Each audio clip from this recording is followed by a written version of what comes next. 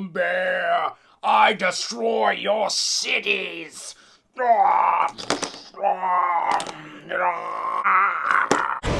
Join the team.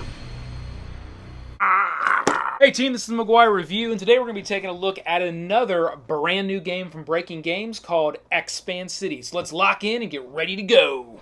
Alright, Expancity is a brand new one coming to us from Breaking Games, and this is shortly following the release of Rise of Tribes, so that's another brand new game they've come out with. We got a video on that as well as a deluxe giveaway, so go check that out.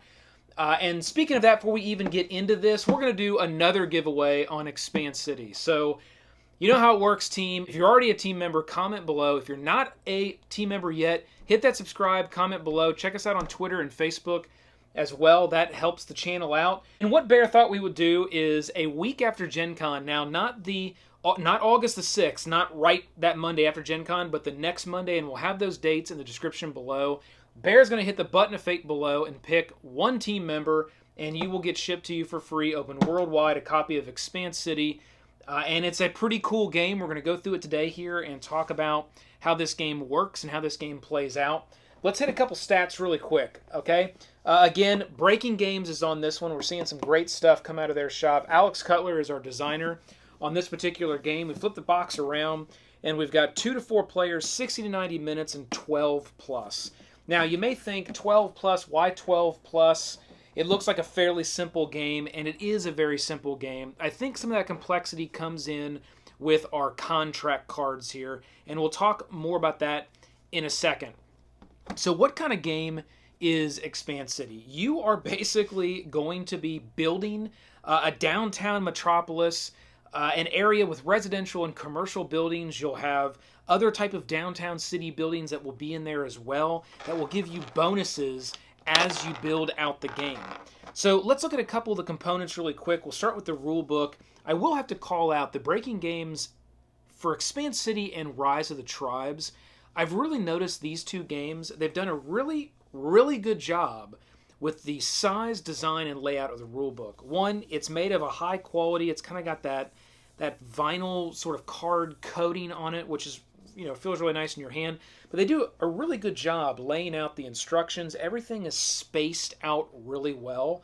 So, kudos to whoever is working on the design of these rule books. They're very readable, the text is large, and everything is spaced out well. And the game isn't overloaded with so many rules that you get kind of lost in what your objective of the game is. So they're doing a really good job with that. You'll see the rule book's just a few pages long, and that's everything that you're going to need to know to be able to play the game. You will be getting 4 of the player reference cards. These are done really nicely as well. On one side, it gives you the turn order, which is pretty much everything that you need to know to be able to play the game. So after a quick read of this book, right here is going to help you go through everything you'll need as a player to be able to go through the game round to round.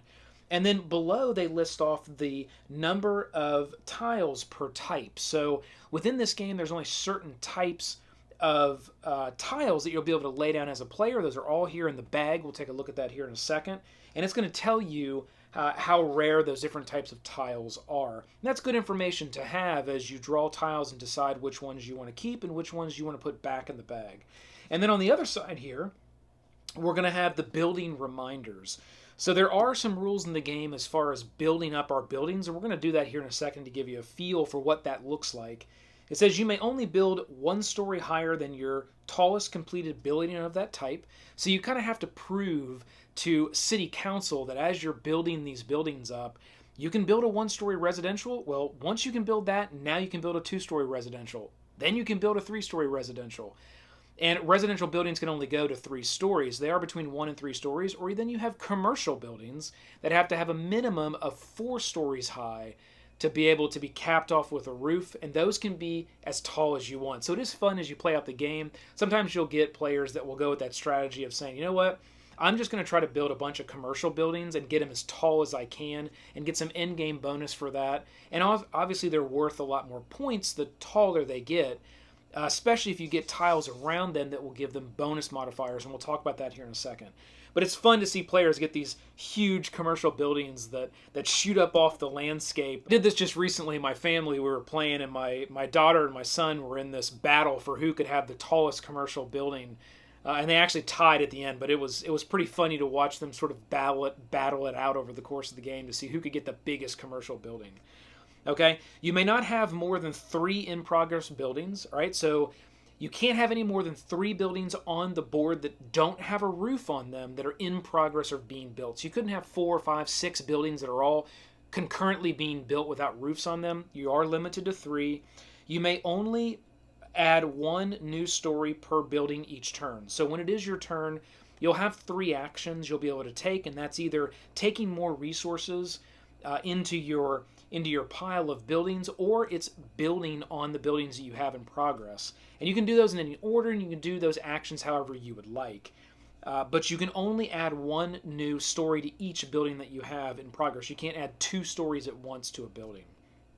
And then you must respect building height rules, which we talked about that a little bit a second ago, where our residentials are a minimum of 1, a max of 3, and our commercial are a minimum of 4, and they do not have a max. So you can make those as tall as you want. So that's what we're going to find here in our reference card, and you can see just on those 2 sides of the card, we have literally gone through every rule in the game. Okay, so that's why after a quick read, you're ready to go with just this card here. This reference card for this game was done very, very well. All right, we will have our contract cards. This is where a little bit more of the complexity of this game comes into play, where you'll be drawing these over the course of play, and they will list on them different things that you can do. So this one here, for instance, shows, let me read it here. It says, control at least 3 residential buildings next to any churches or schools.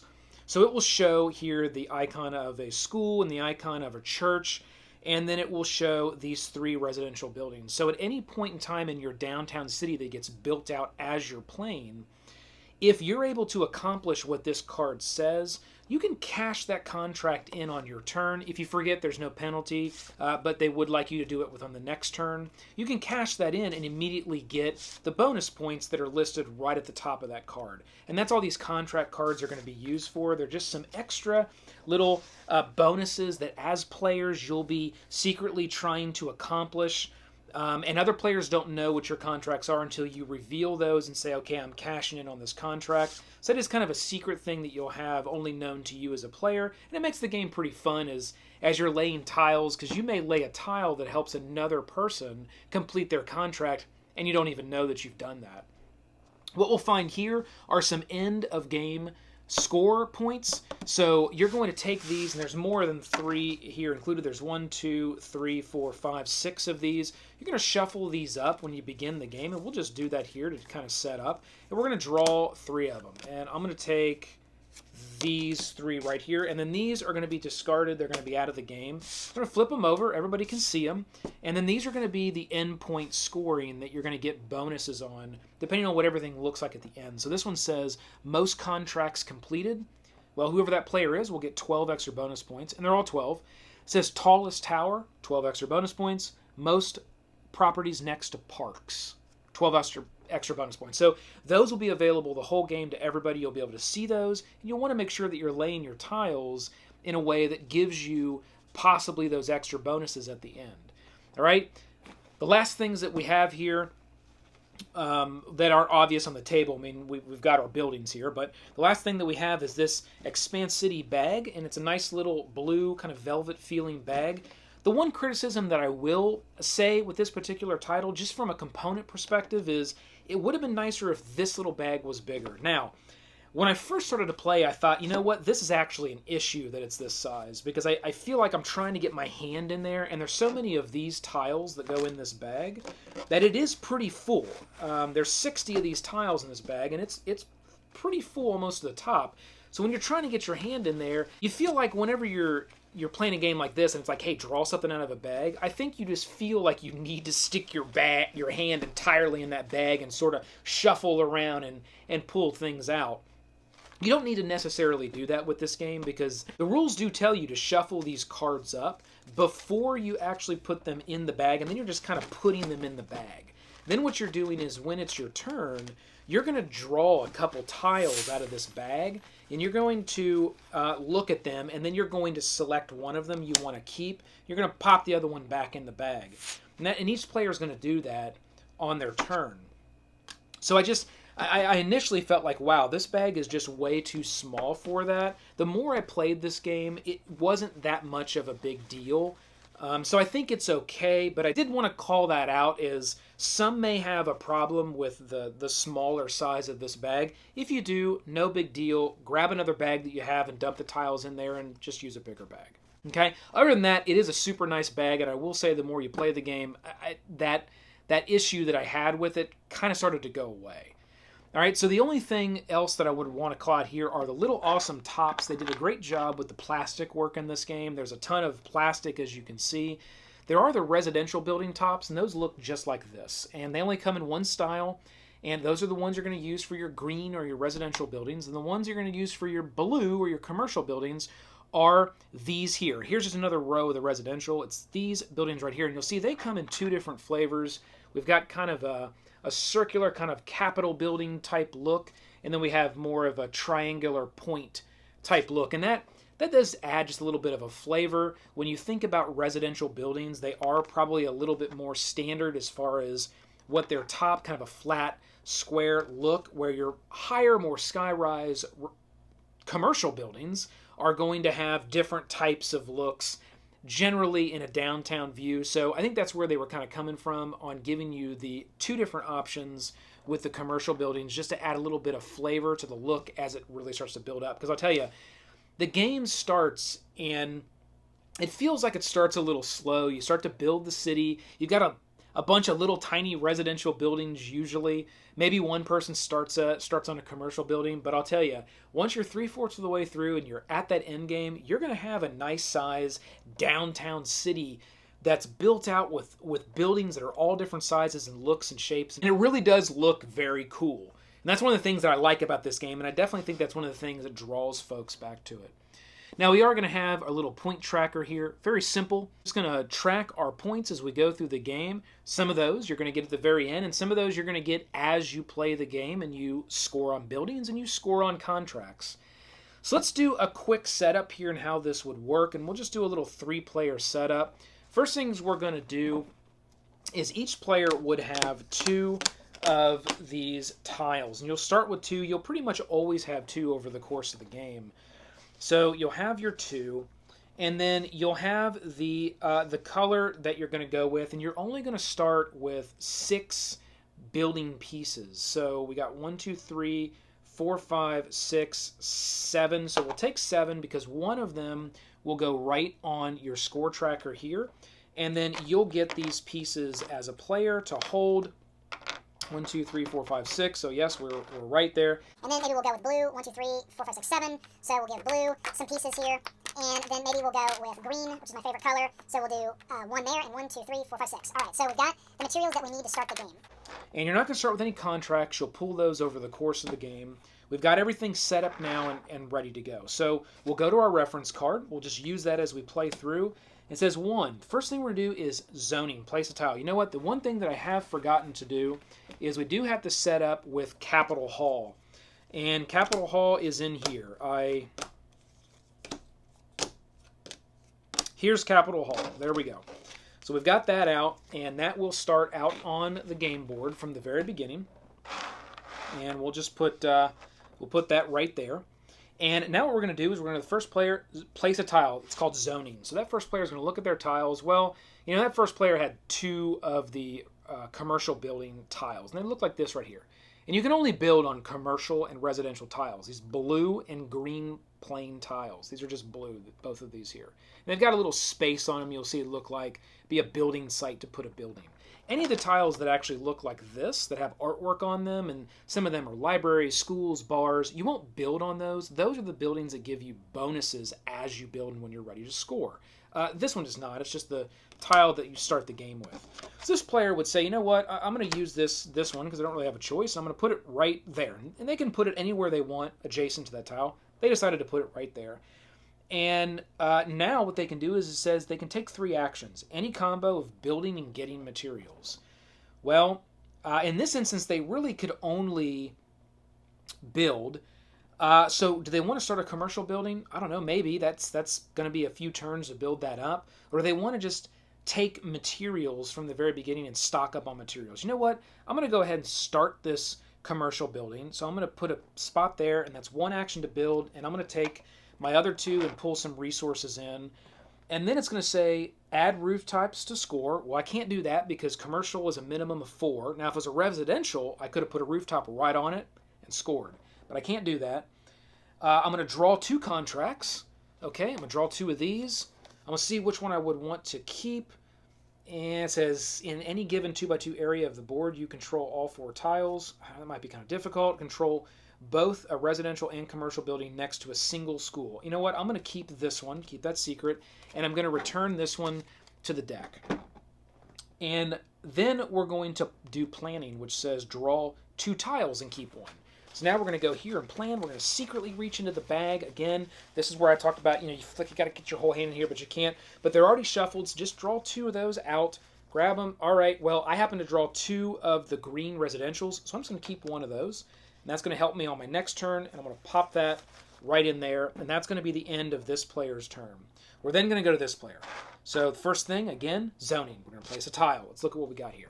Okay, this player has a bar, which is a tile that's going to help do some extra scoring down the road. And this player also had a commercial. So, you know what? I am going to play that bar, and I'm going to put that right here. And hopefully my strategy is going to be, you know what? I'm going to try to build a commercial down the road right here, because if I was able to do that, how these tiles work is you'll see there's a little tiny -1 in green, and that's for residential, and there's a +1 in blue, and that's for commercial. So when I complete a building and I put a rooftop on it and it's scored on my turn, I would look at all the adjacent tiles around my building. And if I had tiles like this, and there's lots of them that do this, I would use those as bonus modifiers. So if that's all that existed, I would say, well, I've got, let's say, a 4-story commercial building. I built it to just the minimum standard, but then I got a little +1 because it sits next to a bar. Well, that would mean that every story would get an extra point. So now instead of each story being worth 1 point, it's worth 2 points. Now the other thing that would modify your score would be if you have empty lots next to a lot that's building up. That's no good. You don't want big, ugly, empty lots next to a nice, shiny new building that's going up. So if you had that at that time, that would affect the scoring, and that would actually give you negative points on that scoring. So that's why when you put these areas down and you're building up these buildings, you want to try to time how you're building the buildings so you don't have these empty lots that are sitting next to you. Okay? So that's how the scoring in the game is going to work out. So this player decided to do that. Well, I can't build anything, so at this point what I'm going to do is take 3 resources and now really bulk up on the resources that I have ready to be building down the road. Okay, now we're going to add rooftops. Can't do that. We're going to draw 2 contracts, and I'm going to keep Fixer Upper, which is worth 9 points. It says complete a building worth 0 or fewer points. That'd be interesting to do. That might be difficult. We might have to find an area where we get negative points based on where it's sitting, and it says complete a building. So I'm probably going to want to try to do a residential with this, because it might be a little more difficult to do a commercial because it's going to automatically be worth 4 points with that minimum height of 4. That's what we're going to go with, and I'm going to put that back, and then I'm going to draw my 2 tiles. Okay, and we got a commercial and a commercial. Okay, so we'll put that there, and we'll pop that back in the bag. We're now going to go to the third player, and let's see what we got. Okay, this player got 2 of the bonus type buildings. So no builders coming from this player. We got a park, and we got a school. Now, we don't have any contracts yet. Now, this one does say most properties next to parks. So we're probably going to want to get that park out there. And let's just go ahead and see if I put it here, it's going to benefit this player's commercial building because this one offers a +1 on commercial. It offers a +1 on residential as well. So I don't really want to put it right next to that player's building. So I'm going to put it right here. I'm going to put a park right next to Town Hall. And that diagonal is not going to give that player a bonus. It has to be completely right square next to it all the way around. Diagonal's not going to work. So that's not going to benefit. Okay, so we're going to take our resources here for this player for those actions because we can't do anything else. There are no open lots and there was nothing we were able to build. We're going to take our 2 contracts. Let's see what we can get here. Bidding your time and take your kid to work. Complete a 4-story commercial building next to a school. Finish a turn with 3 incomplete buildings in progress. You know what? I'm going to go with the take your kid to work because it's worth 6 points. And a 4-story commercial building is at a minimum height what I could do. And I have a school in my hand here as a player. So I might be able to get a little bit of a synergy there. So I'm going to keep that contract and put that one back. And over the course of the game, you can have as many of these contract cards as you want in your hand. I mean, you can have 10 of them in your hand if you want. So there is no limit on how many you can have in total. So this player's turn is now we're at the bag draw. So we're going to come to the bag draw and let's see what we can get here. 1, 2 tiles, and we got a hospital we drew out, and we got a park that we drew out. You know what? I'm going to go with the park because there's this bonus here that says most properties next to parks. So I'm going to keep that park because that might play off for me at the end of the game if I can get the most properties next to that park. And then we're going to go now back to the first player, and we're going to continue to go through that. What's going to happen over the course of this game, and I'm going to kind of accelerate here what you're going to start to see, is there's going to be these lots that are going to get built out, you know, all across the board. And you're going to have all the different bonus modifiers. You're going to have your hospitals and churches, and it's just going to continue to build out, and however the players want to build the board out. And you're going to start to see, you know, residential buildings that build up. And I'm going to build this up here for you quickly so you can see kind of what this starts to look like. And we're going to just do a few buildings here. And again, this is just to kind of build it up to show you what the landscape starts to feel like. But you are going to definitely have your building regulation codes that are in play as you're playing the game. Remember, you can only build 1 story taller than your tallest completed type, things of that nature. So let's say that this was let's go a 2-story residential there, and let's give, that's a commercial, so we can only build commercial there. So let's get ourselves another residential. Let's put it right there next to the church, getting ourselves a +1 modifier when that was done. And we'll make that one just a 1-story, so we'll put the 1-story there.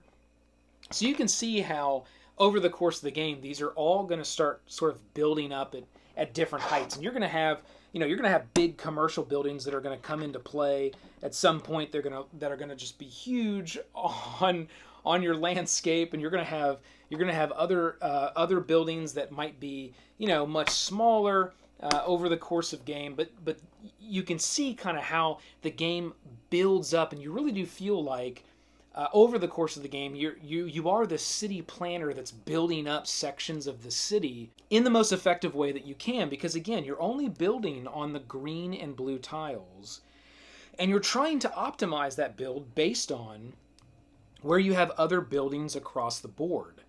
And that's the fun part of the game, is the strategy of where do you lay these tiles and how do you plan out the look and the feel of the city to maximize the buildings that you're building. Now, you can't control that completely as a player because every player is trying to do the same thing. However, you can control a certain portion of that as a player looking at the whole entire city, encompassed in the whole entire city. You can control a portion of that. And I think that's where the fun of this game comes in. So that's Expancity. If you guys are interested in this game, it's going to be shipping in late August from what we know at this point. Going to be able to see this at Gen Con. And don't forget about the giveaway that we're doing on this one. Hit that subscribe, comment below. Bear's going to hit that button of fate. week after Gen Con. The dates will be in the description below. This isn't one you're going to want to miss. I think that this is going to appeal to a lot just from the perspective of the height of this game and the feel that you get building this game as you play. This one's for the builders, all right? So hit that like, click the subscribe below to join the team. Roll them crits. This has been the McGuire Review, and we'll see you next time. Let's go, Bear.